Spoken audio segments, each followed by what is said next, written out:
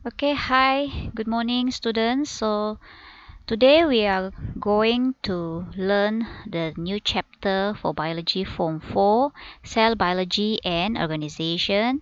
Okay, and we are going to cover two subtopics today. 2.1 cell structure and function, and 2.2 living processes in unicellular organism. Okay, for I know the plans I have for you, declares the Lord, plans to prosper you and not to harm you, plans to give you hope and a future. Jeremiah 29 verse 11. So the objective of our lesson today in cell structure and function, okay, so you are able to learn how to prepare microscope slides of animal and plant cell theoretically, secara teori. And second one, identifying the structure of animal and plant cell based on observation through a light microscope. Analyze the component of animal and plant cell as seen on the micrographs. State the main functions of component of animal and plant cell as seen on micrographs. Compare and contrast the component of animal and plant cell. And for the second subtopic, living processes in unicellular organism, you are able to conceptualize living processes in unicellular organisms such as Amoeba species and Paramecium species. And also, you are able to deduce living processes in unicellular organism as seen through a light microscope. Okay, so the first one, in activity 2.1, this is the theory about preparing and examining the slides of plant cell. Okay, slides of plant cell to be examined on light microscope. So basically, the plant cell use a onion. Okay, so material here is one big onion, iodine solution, distilled water, and filter paper. And the apparatus are glass slides, cover slips, okay, light microscope, scalpel, a pair of forceps, a dropper, and mounting needle. Alright, so the procedure are: number one, cut a piece of scale leaf from a big onion. So one scale leaf from a big onion. Ini dia punya apa ini? Dia punya lapisan yang nipis itu. Okay.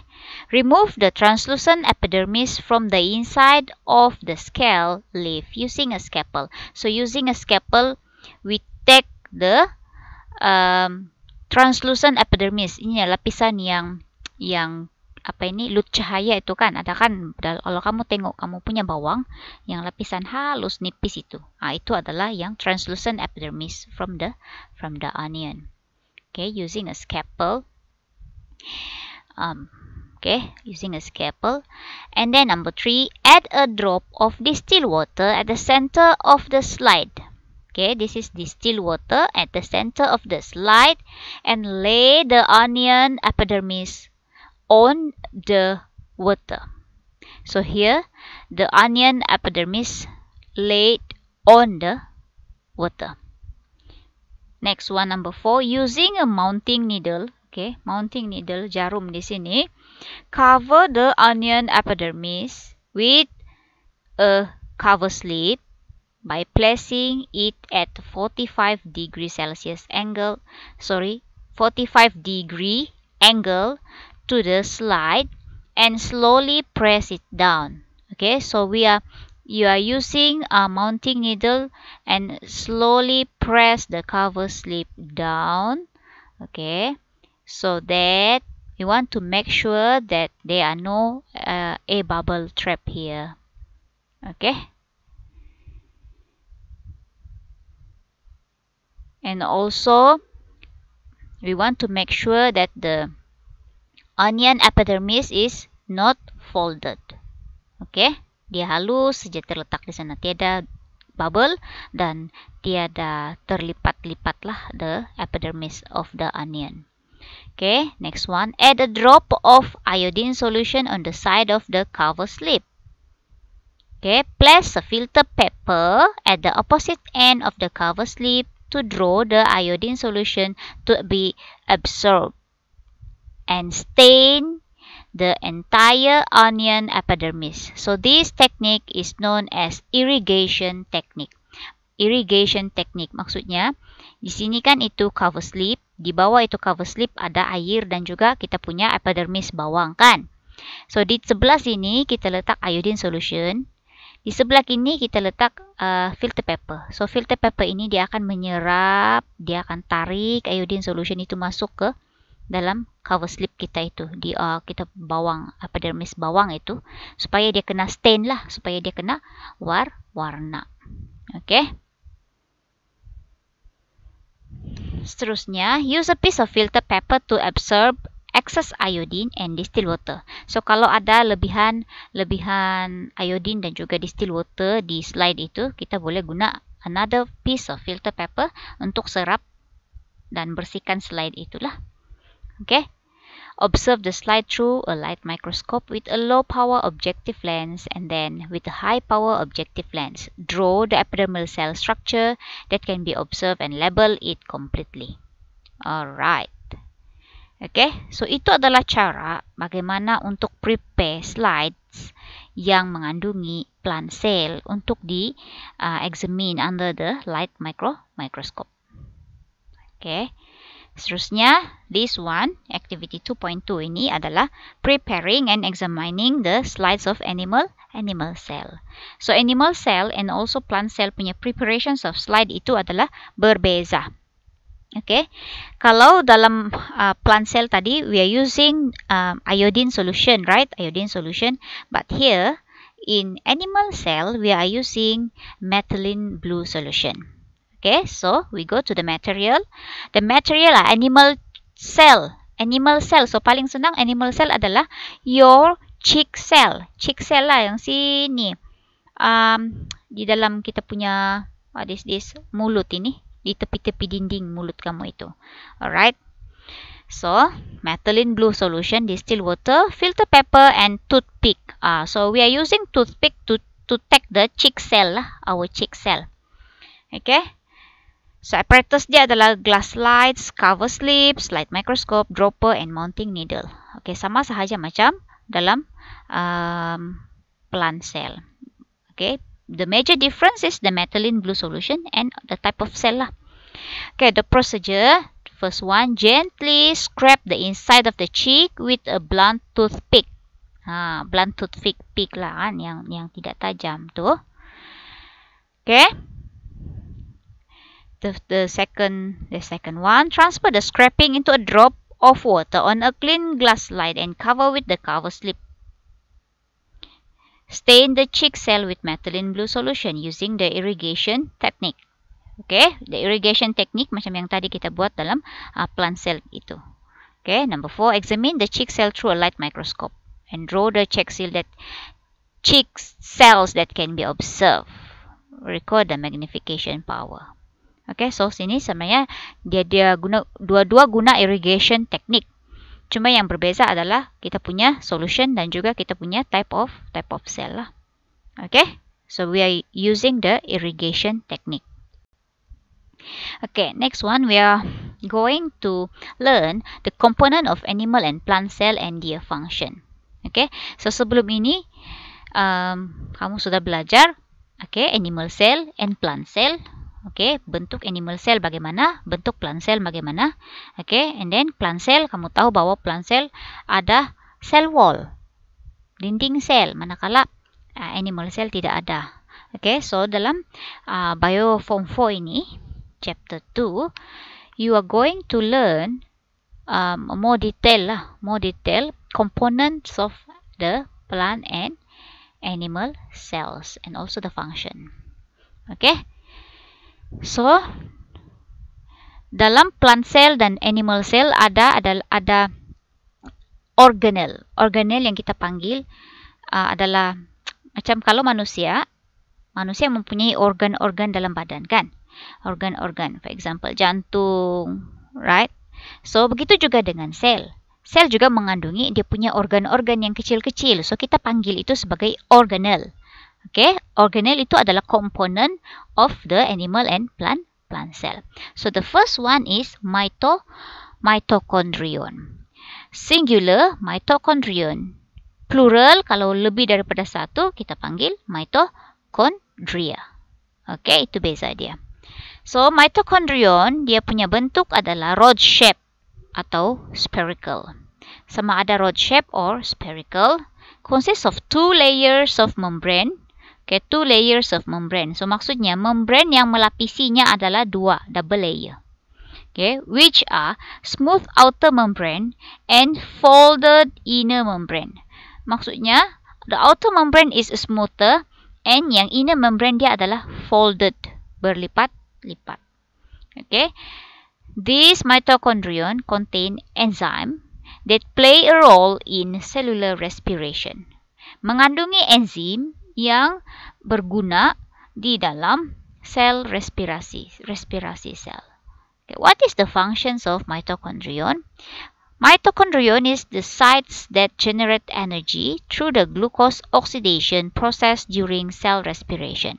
The energy release is in the form of ATP molecule. ATP is adenosine triphosphate molecule to be used by the cell.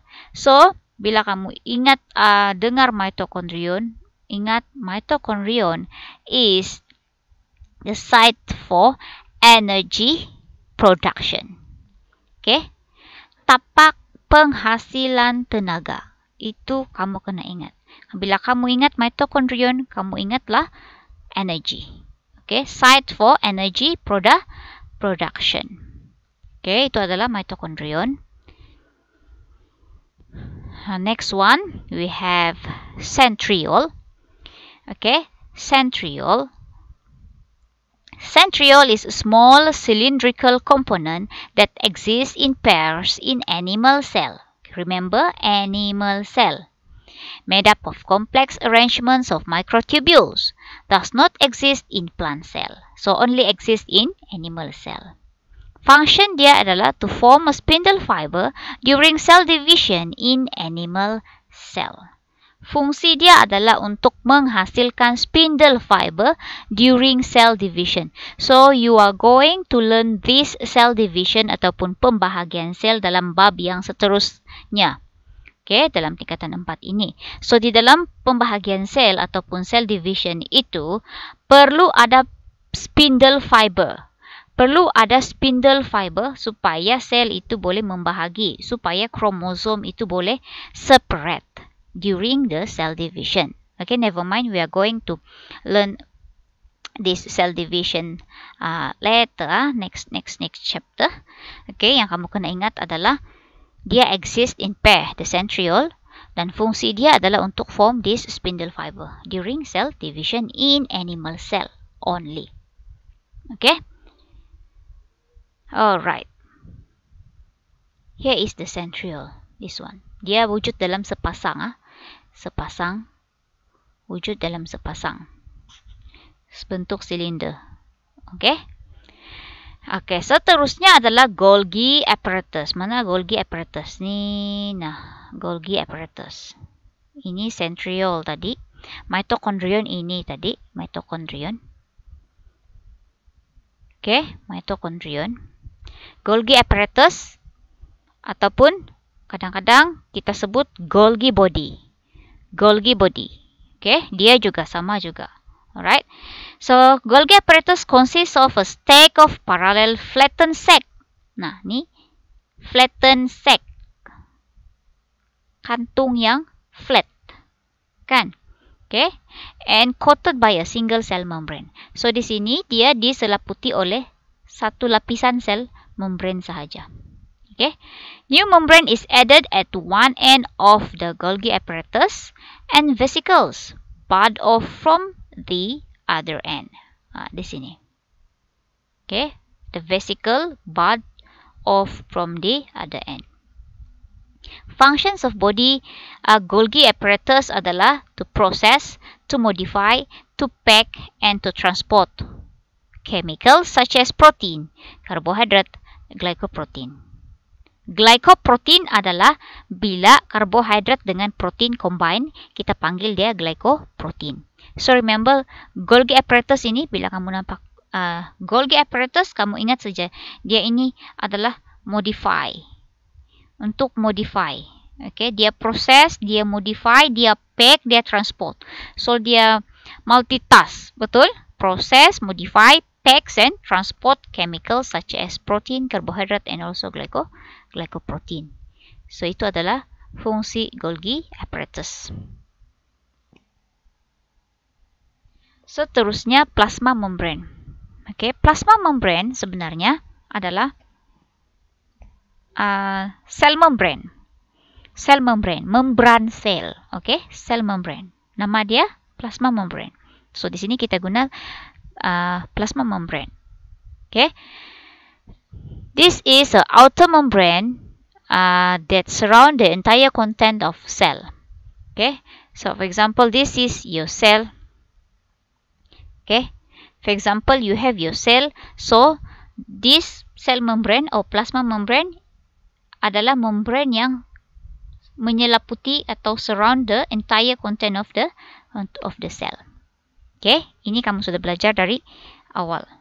Okay, so dia terdiri ataupun made up of protein and phospholipids. Okay, thin and also elastic film and partially permeable. What is the meaning of partially permeable? Separa telap. Separa telap. Apakah maksud separa telap? Separa telap bermaksud dia hanya membenarkan only allow certain substance to pass through it. Dia hanya membenarkan certain substance untuk melaluinya. So itu kita panggil sebagai partially permeable. Okay. So functions of plasma membrane is to separate the content of cell from the external environment. So kita tahu bahawa plasma membrane ini adalah membrane yang surround our cell. So dia separate the content of the cell from the cell external environment. And also dia control the movement of substance into and out of the cell. Sebab dia partially permeable. So it only allows certain substance to pass through it. Okay. Allow exchange of nutrient, respiratory gases and waste materials between cell and their surrounding. Okay, so dia akan membolehkan pertukaran nutrien, gas dan juga waste material di antara sel dan juga sekeliling sel itu. So itu adalah plasma membrane. So this is your cytoplasm, cytoplasma. This is your cytoplasm, this is your cell membrane. So kalau ini outer environment, so itulah the plasma membrane adalah separate the cell and from dia punya external environment and also control the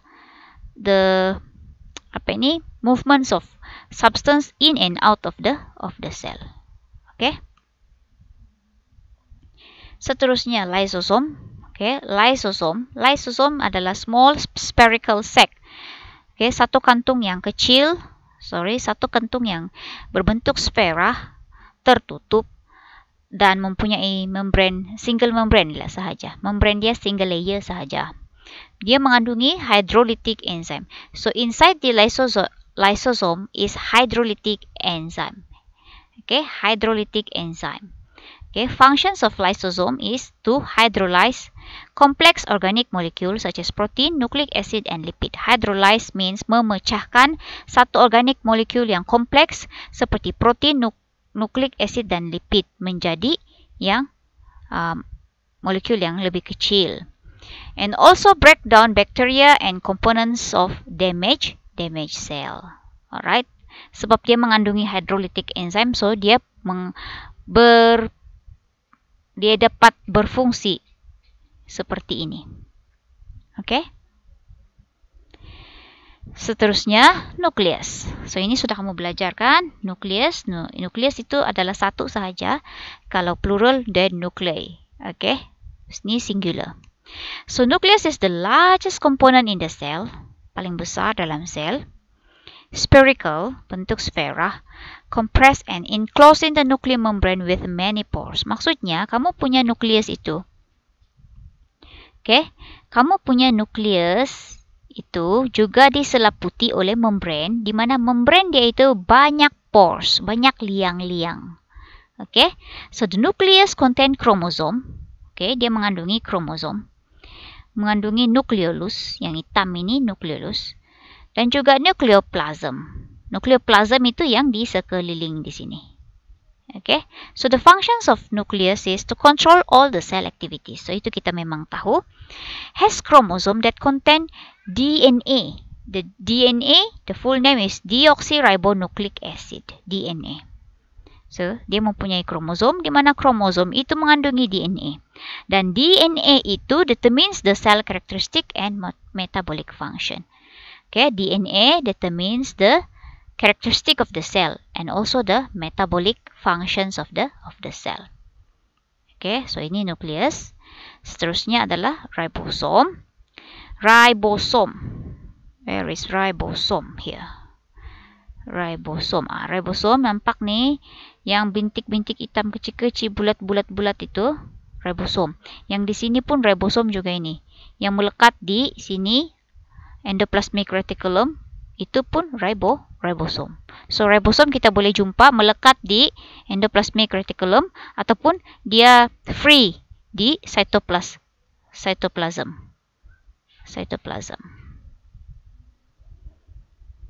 Okay. Alright. So ribosome is a small, compact, and spherical granules. Okay, seperti granule yang kecil-kecil itu. Dia consists of protein, ya, mengandungi protein and ribonucleic acid RNA. Okay. So dia mengandungi protein dan juga RNA. RNA nama full dia ribonucleic acid. So ribosome are present on the surface of the rough endoplasmic reticulum or exist freely in the cytoplasm.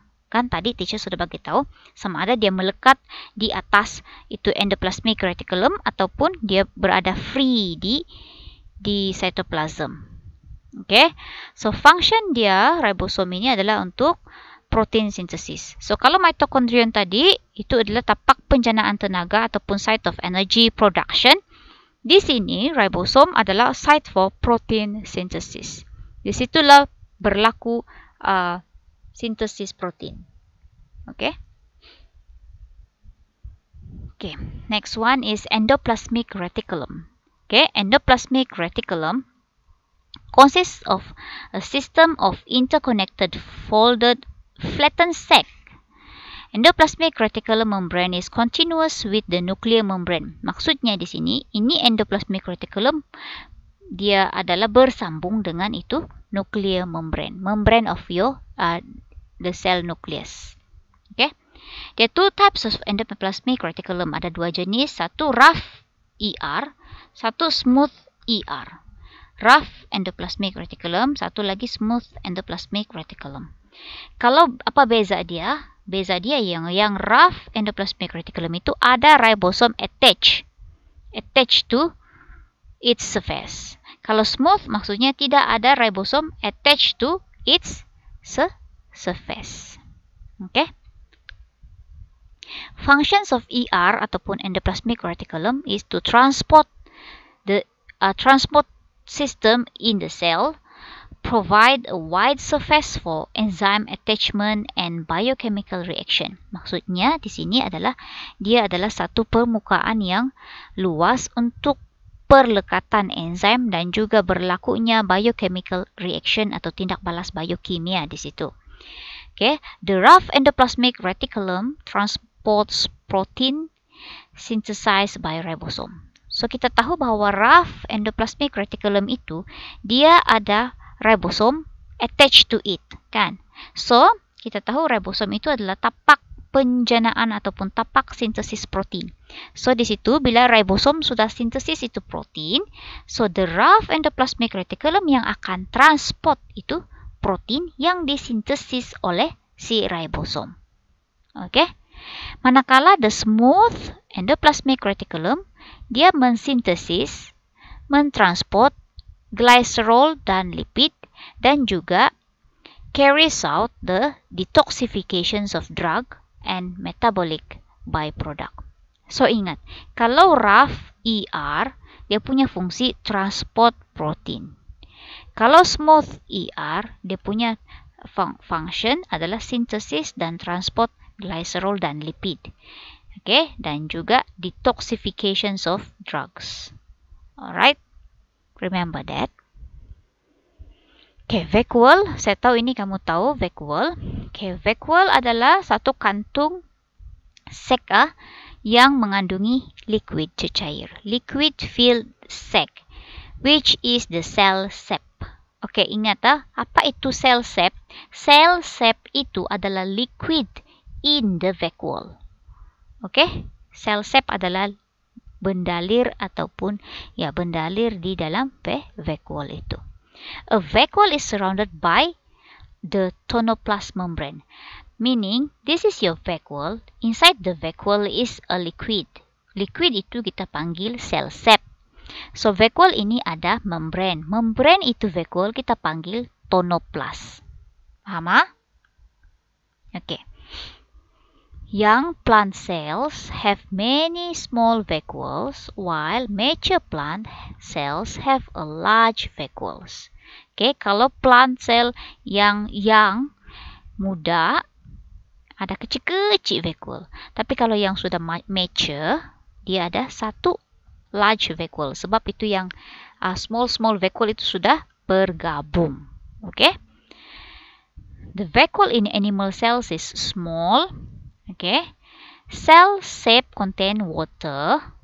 Okay, cell sap itu bendalir di dalam sini mengandungi water, organic acid, sugars, amino acid, enzyme, mineral salts, oxygen, carbon dioxide, and also metabolic byproduct. Okay, yaitu byproduct of the metabolism lah. Fungsi vacuole adalah water is absorbed into the vacuole plant cell and cells become turgid. Okay. Air diserap masuk ke dalam vacuole untuk plant cell dan sel tumbuhan itu menjadi turgid, segah. Okay. In unicellular animals, the vacuole contracts during osmoregulation, osmosis, and excretion. Okay. Di dalam unicellular animal, tahu kan unicellular? Unicellular adalah yang satu sel sahaja. For example, the paramecium. For example, the amoeba. Like that. Kita ini adalah banyak sel kan? So, multicellular organism. Okay. So, in unicellular animals, vacuole mereka akan contract. Okay. During osmoregulation. Osmoregulation is the regulations of the osmosis lah. Okay. And also excretion, perkumuhan. Okay, so ini kita akan go into detail later. Okay, next one is chloroplast. So kita tahu ini chloroplast hanya ditemui dalam mana? Plant cell. Plant cell. Okay, so the shape is oval shape. Consists of two layers of membrane. Okay, two layers of membrane. Contain chlorophyll pigments in the grana that give plants a green color. Okay, inside the grana contain chlorophyll pigment, warna green. Okay, that's why the plants ada green color.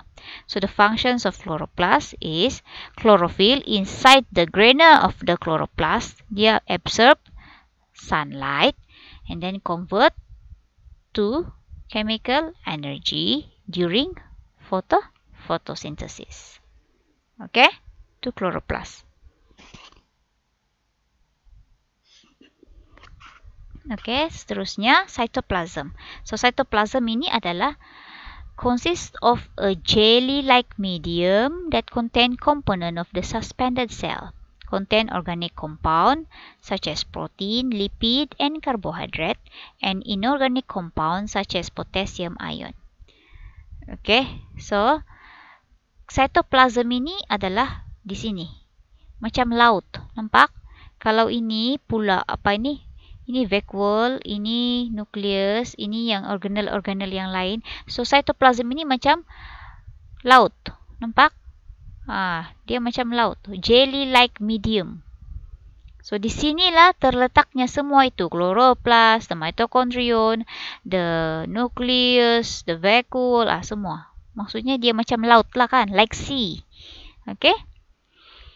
Function act as a medium for biochemical reaction in the cell. So dia sebagai medium untuk tindak balas kimia di dalam sel tersebut.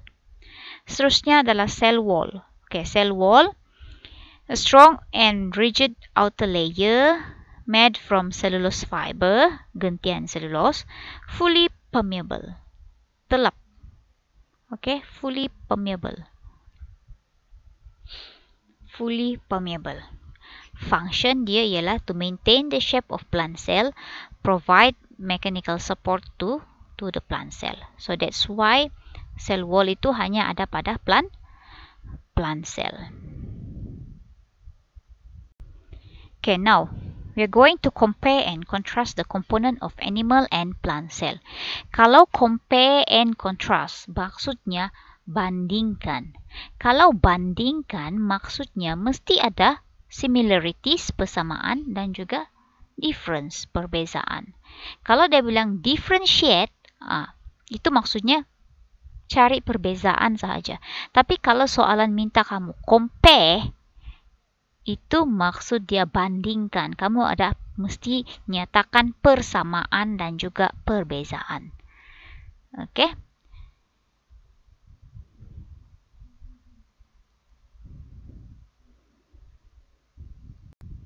So similarities dia, both cells, yaitu plant cell and animal cells, are made of nucleus, cytoplasm, plasma membrane, Golgi apparatus, mitochondrion, endoplasmic reticulum, and ribosome. Semua organel ini adalah yang ada dalam kedua-dua sel, plant cell and animal cell. Cuma beza dia di sini adalah plant cell has a fixed shape, animal cell does not have a fixed shape. Because of the plant cell has a cell wall, animal cell does not have cell wall. Plant cell has chloroplast, okay, because plant cell will undergo photosynthesis.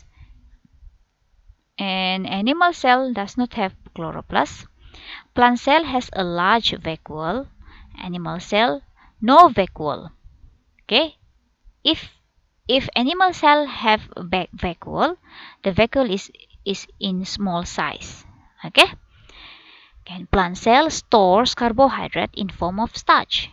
Dia punya karbohidrat simpanan adalah dalam bentuk starch, kanji. Manakala animal cell dia simpan karbohidrat dia adalah dalam bentuk glycogen. Plant cell does not have a centriole. Animal cell has a centriole. Okay? So ini adalah perbezaan antara plant dengan animal cell. Okay? Boleh ya? Alright. So, seterusnya kita pergi kepada subtopik yang kedua, iaitu 2.2 Living Process in Unicellular Organism. So, kamu sudah belajar sebelum ini unicellular and multicellular. So, for example, human and animal, we are multicellular organism. Sebab kita ini consist of many cell. Kan? Manakala unicellular organism ini adalah organism yang hanya made up of only one cell. Kita tahu kan? Okay, amoeba, paramecium, itu adalah contoh yang paling famous. Okay. Okay, walaupun unicellular organism seperti amoeba dan paramecium ini hanya terdiri daripada satu sel sahaja. Tidak seperti manusia ada banyak sel kan? Walau bagaimanapun, amoeba dan paramecium ini ataupun unicellular organism ini adalah dia boleh menjalankan hidup dia seperti biasa dan carry out all the life processes seperti respirasi, movement, nutrition, respond to stimulus, okay, respon terhadap rangsangan, reproduction, growth, and also excretion, perkumuhan. Okay, so examples, the protozoans are the simplest form of unicellular organism. So we have examples of protozoa adalah dua, yaitu amoeba species dengan paramecium species. So ini yang kita akan belajar, the life processes of amoeba and also paramecium species. Okay, the first one, movement. Bagaimana cara mereka move, amoeba and paramecium ini? Okay, so amoeba species constantly change its shape when it encounter obstacle, halangan. So dia akan sentiasa berubah dia punya bentuk kalau dia ada jumpa obstacles. Amoeba species move by extending out its pseudopodium. Pseudopodium ini kita panggil dia punya false feet ataupun kaki palsu. This is followed by the flow of cytoplasm into the extended pseudopodium. While paramecium species moves using rhythmic cilia beats. So kita tengok dia punya gambar. Ada gambar. Okay. So this is amoeba and this is paramecium. Nampak? Ini amoeba, ini paramecium. Paramecium ini bentuk macam selipar. Kamu nampak ini yang rambut-rambut halus ini, itu kita panggil cilium. So bagaimana dia bergerak adalah dengan cara dia punya pukulan, rhythmic beats of dia punya cilium. Ini dia guna ini, cilium dia, cilia lah kalau plural cilia. Okay? Pukulan beritma dia punya cilium. Begitulah cara dia bergerak. Rhythmic beats of dia punya cilia. Manakala ini amoeba, okay, amoeba ini dia sentiasa berubah bentuk kan. So di sini apa yang dia buat ialah dia extend dia punya ini pseudopodium, membentuk kaki palsu dia. Dia unjurkan dia punya cytoplasm ini, okay, yaitu membentuk pseudopodium ataupun false feet dia. Okay? So kita tengok dulu gambar aja. Okay, so this is paramecium species. Ini cilium, bentuk macam selipar. So di sini kita ada anus tempat dia mau berak. Alright, so di sini oral groove. Sini nukleus dia. Sini dia ada contractile vacuole, yaitu vacuole mengecut. Ada dua sini dengan sini, anterior and posterior. Okay, so di sini amoeba ini dia punya plasma membrane, sini nukleus dia, ini dia punya contractile vacuole. Contractile vacuole dia adalah vacuole mengecut, foot vacuole ada, and ini dia punya pseudopodium, kaki palsu dia, false feet. So dia move by dia punya false feet lah. Okay, so kita sambung di sini. So ingat amoeba adalah extending out its pseudopodium. Cara dia bergerak. Okay. Manakala paramecium dia guna rhythmic cilium beats. Rhythmic cilia beats. Pukulan cilia yang beritma lah. Okay, responding to stimulus. Respon terhadap rangsangan. Amoeba species and paramecium species respond to stimulus such as chemical, touch or bright light by moving away from the stimulus. Okay, maksudnya di sini dia pandai juga respon. Kalau yang rangsangan yang dia tidak suka, dia akan move away from the stimulus. Kalau yang dia suka, for example, dia nampak food di situ, okay, so dia akan move forward towards the stimulus lah. Tapi kalau touch, bright light, and then chemicals, okay, dia akan move away from the stimulus. Itu respon dia terhadap stimulus.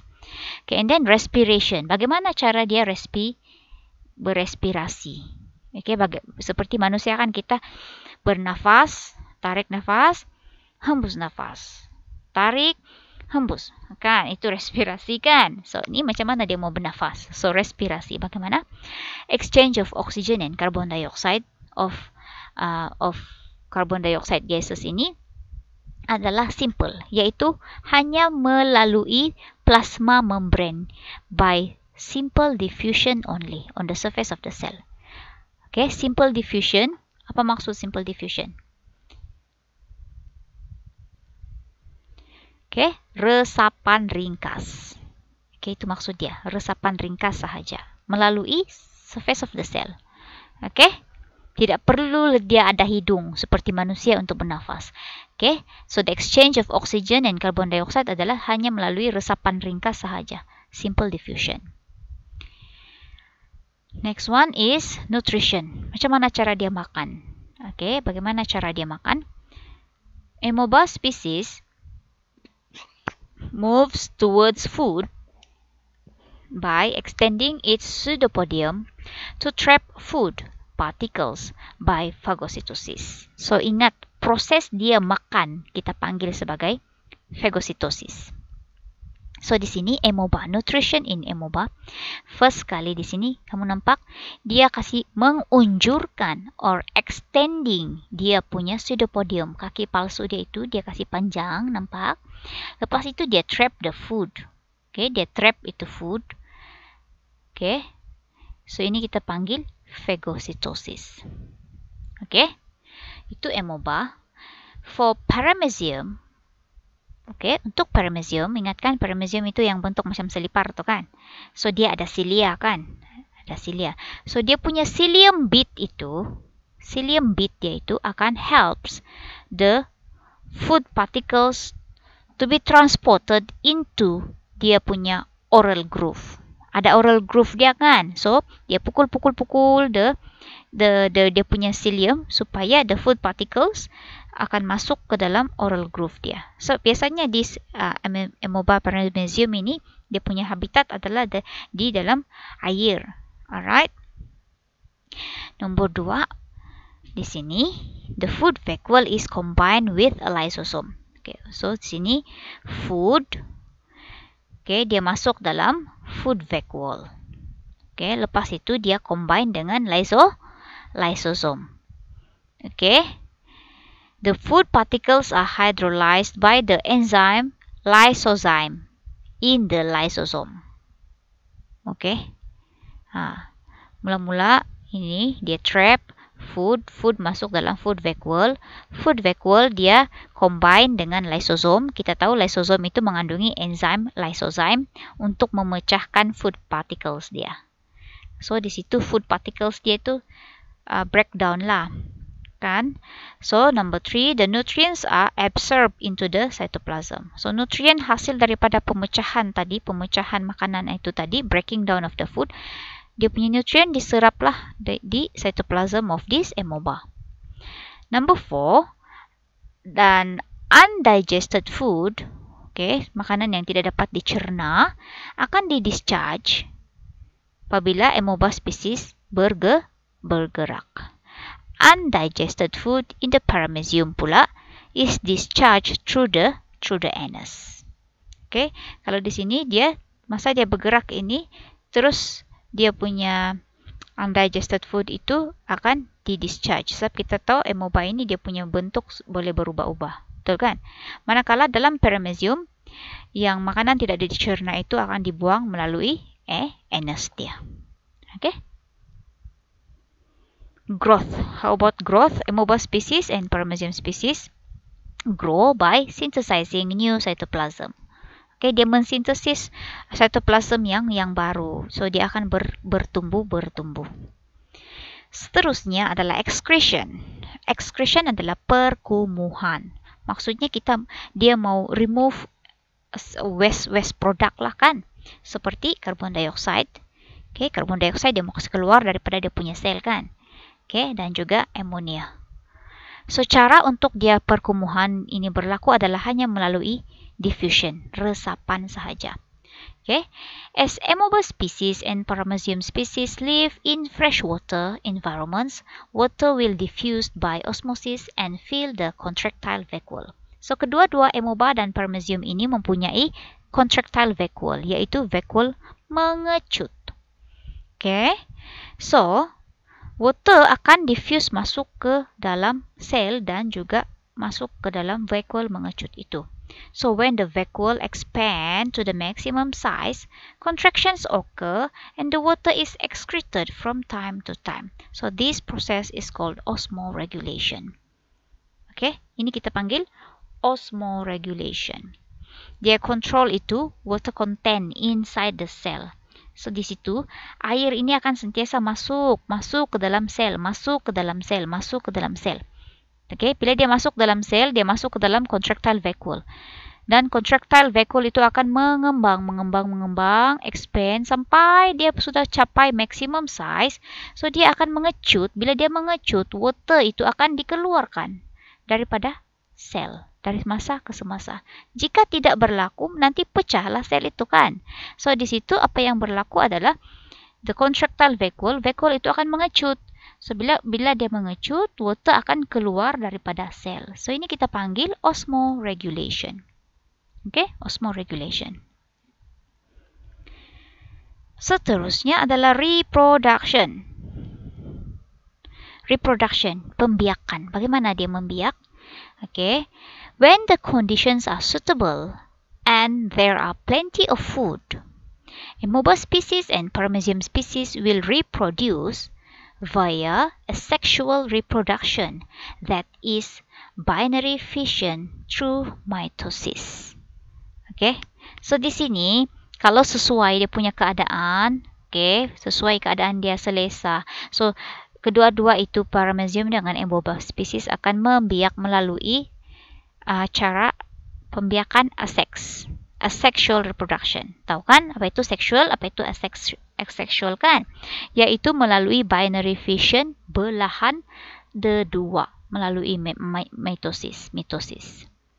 Walau bagaimanapun apabila keadaan itu adalah tidak sesuai, seperti mungkin kering, kemarau kah, low temperature kah, tidak cukup makanan kah kan. So bagaimana cara mereka untuk membiak adalah Amoeba species itu akan menghasilkan spora.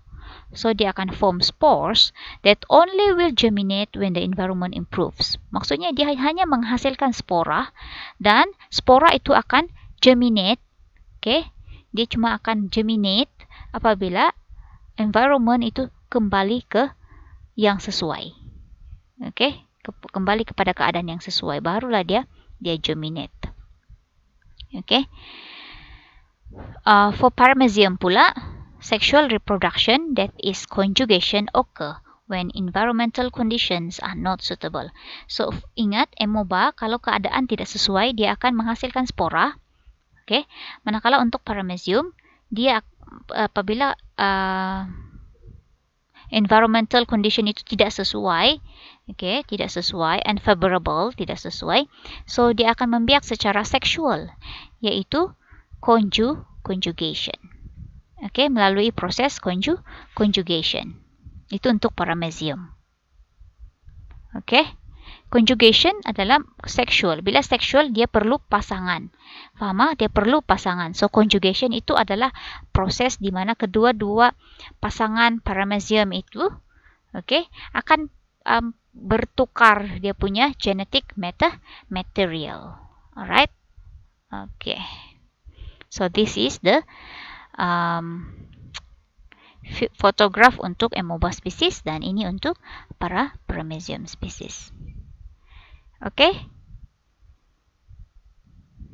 So in Jeremiah 29 verse 11, "For I know the plans I have for you, declares the Lord, plans to prosper you and not to harm you, plans to give you hope and a future." So remember, Jesus have plans for us. Alright, Jeremiah 29 verse 11. Okay, thank you, and please do your assignment. Alright, thank you.